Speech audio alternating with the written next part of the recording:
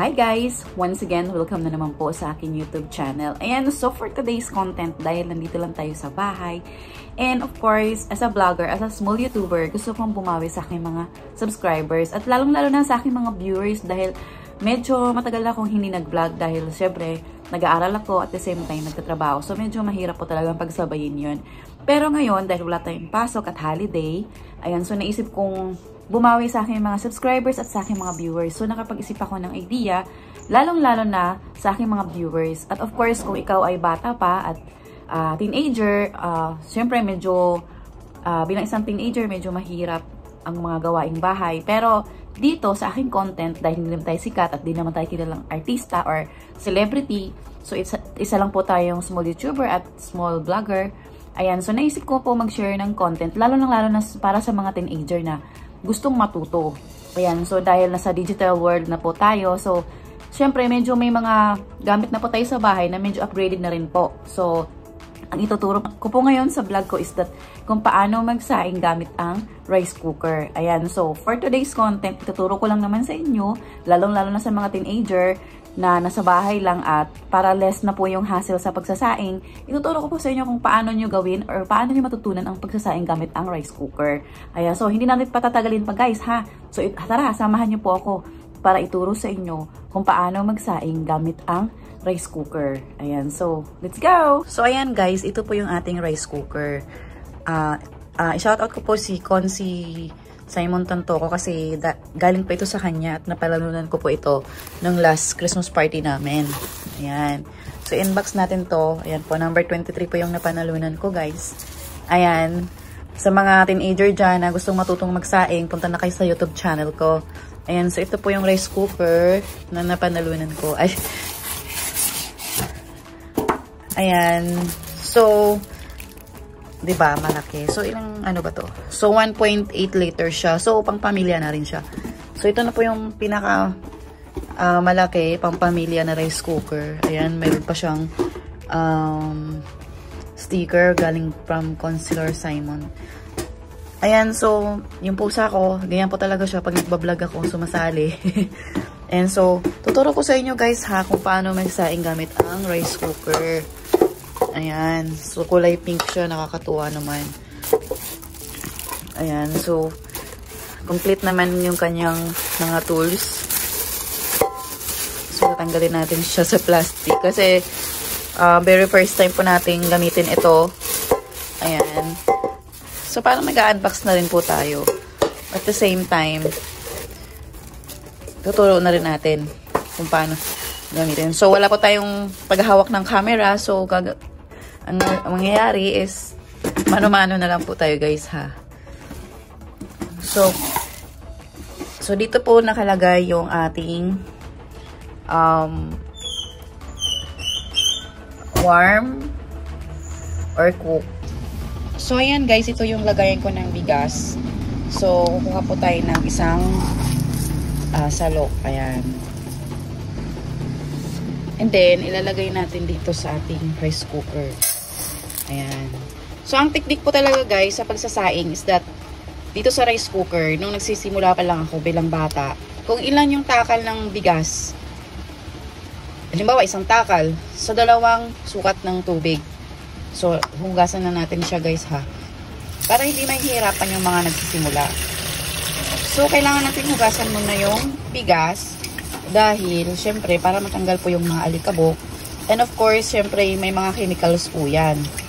So, kailangan matanggal yung mga chemicals or dumi. Ayan. So, the reason na hugasan natin siya para matanggal yung mga dumi-dumi at yung amoy ng bigas. So, kailangan dalawa lang. Dalawang beses mo lang talaga siya huhugasan para naman hindi mawawala yung lasa nung bigas natin. Ayan. So, after natin mahugasan, kunin natin yung pangtakal. Kung ikaw ay beginner pa lang, so, kailangan yung water tatakalin mo.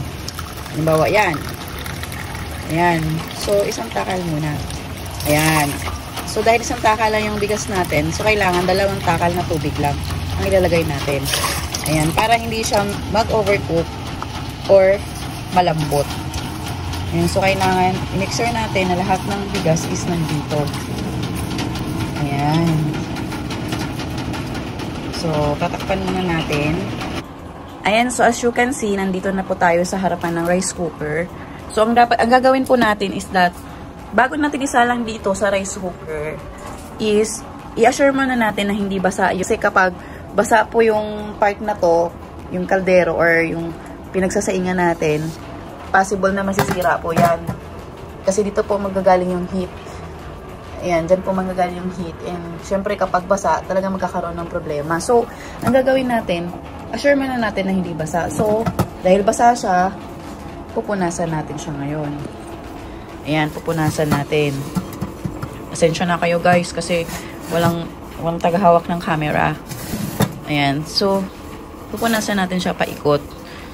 And then, pailalim din. So, kailangan igano natin siya para talagang ma-absorb na yung water. Ayan. So, tingnan nyo na. Pwede nyo kapain kung tuyo na. Ayan. Kung tuyo na po yung kaldero, pwede nyo na pong isalang. So, isasalang na natin siya, guys. Ayan. As you can see, nakasalang na siya. And make sure na walang bigas dito sa gilid. Ayan. Kasi hindi po yan maluluto. Ayan. So, isasaksak na natin siya sa kuryente. Isasaksak na natin. Wait. So, ayan. Since na isasaksak na natin dun sa plug, dun sa kuryente, nakita nyo, may ilaw po. Ayan. So, ang gagawin nyo po sa mga beginners na nagsisimula pa lang magsaing at matuto sa rice cooker, ibaba nyo lang po ito. Ayan. So, nandito na siya from warm to cook na siya. So, ibig sabihin, nag-start na siya na mag-cook or nag-start na siya na lutuin niya na. So, basically, dahil binaba natin to, yung pinaka-blade doon sa gitna, yun po yung umaangat para lutuin yung ating rice. So, siguro more or less 10 to 15 minutes, maluluto na siya. And automatic naman po siyang umaangat as warm. So, ibig sabihin, hindi katulad doon sa manual na saingan natin na kailangan natin bantayan or hinaan yung apoy dahil masusunog. But dito po sa rice cooker is hindi naman po. Automatic po siya. Kahit makasaksak po siya, mainit pa rin po siya. Hindi siya nagkakaroon ng tutong or nag-overcook. Pero I suggest dun sa mga bagong nagsasaing pa lang.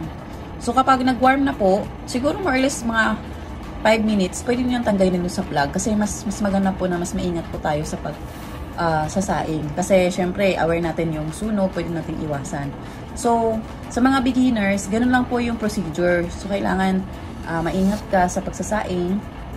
Kapag nag-warm na, ibig sabihin, maririnig nyo naman po na pag umaangat. So, and then, kusa lang mo siyang umaangat. Pag nag-warm na, ibig sabihin, luto na siya.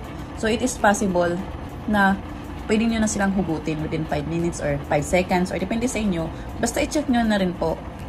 Ayan, so mamaya titingnan natin kung paano siya maluto or paano yung pagkaluto ng kanin, ha. So as you can see, kumukulo na siya, guys. So wait na lang natin na mag-warm siya. Ayan. Still cooking pa rin. Ayan, cooking pa rin siya. So kumukulo na siya and titingnan natin yung result mamaya about sa pagsasaing. Ayan ha, sa mga teenager. So, hindi nyo naman kailangang bantayan talaga yung pagsasaing nyo sa rice cooker. Multitasking din dito. Kahit habang nagsasaing ka, pwede kang magwalis, whatever, manood ng movie, or magsa-cellphone. Ayan. So, ito po yung pinaka-high-tech talaga ngayon. Sa panahon natin ngayon, pwede nating gawin, di ba? And like dun sa traditional na pagsasaing, kailangan ma-monitor mo yung apoy. Kasi syempre nakakatakot, baka masunog tayo. So dito, ang gagawin mo lang, isungkutin mo lang dun sa saksak, luto na. Ayan. So, tingnan natin mamaya, ha. So, ayan guys, as you can see, nasa warm na siya. So, dahil nasa warm na siya, check natin, ha. Ayan. Luto na siya, guys. Ayan. So, ibig sabihin, effective yung isang takal, tapos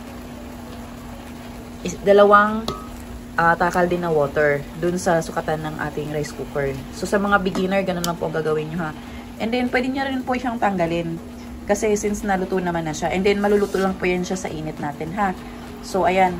Sana may natutunan kayo, mga bagong gusto matutong magsaing ha. Yun, ganun lang po ang procedure para hindi kayo mahirapan. Kung ilang takal po yung sinasaing nyo, dagdagan nyo lang ng isa. Halimbawa, isang takal, dagdagan nyo lang 2 takal na tubig. Based doon sa takalan ng bigas para hindi kayo malito at hindi hilaw at hindi rin sobrang malambot yung kanin. Ayan. So, i-check natin yung ating bagong saing na rice dito sa rice cooker, guys. Ayan. So, as you can see, after 5 minutes na hinugot ko sa plug, dun sa saksakan, I mean, oh, luto na siya, guys. Pwede na siyang kainin. Ayan. Wala nang problema. And, it is possible po na halimbawa, mamaya pa kayong kakain and gusto nyong mainit yung kakainin nyo, pwede nyo po siya isaksak ulit para mag-warm. So, ibig sabihin, pwedeng mainit yung kakainin nyo kahit mamaya pa kayo kakain. It is possible na pwede nyong initin ulit. So, yun po yung kagandahan ngayon sa mga high-tech technology, guys. Diba? Hindi na katulad ng traditional na kailangan magsiga ka pa ng apoy para makapagsaing or mainit mo yung kanin. Ito, pwede kang isaksak lang ang labanan, kuryente lang labanan. So, since nakita nyo naman yung resulta ng ating sinaing, is maganda. Ayan, maraming salamat ulit kay Consi Simon Cantoco sa kanyang rice cooker. Ayan, God bless sa'yo, Consi. Ayan, so sana meron na naman kayong natutunan na bagong kaalaman dito sa aking YouTube channel, guys. Regarding sa pagsasaing, lalong-lalo na sa mga kabataan ngayon, na medyo updated na sila when it comes to technology and the gadget. Ayan, so ang masasabi ko lang, huwag na huwag kayong magsawang pumunta sa aking YouTube channel para meron naman kayong matututunan. Ayan, so this is Sharna Shah Vlog and thank you for coming for my YouTube channel and don't forget to hit the notification bell para kayo updated sa aking panibagong videos na i-upload. So, Happy New Year and Happy Holidays everyone. Thank you so much for subscribing and sa views po sa aking YouTube channel.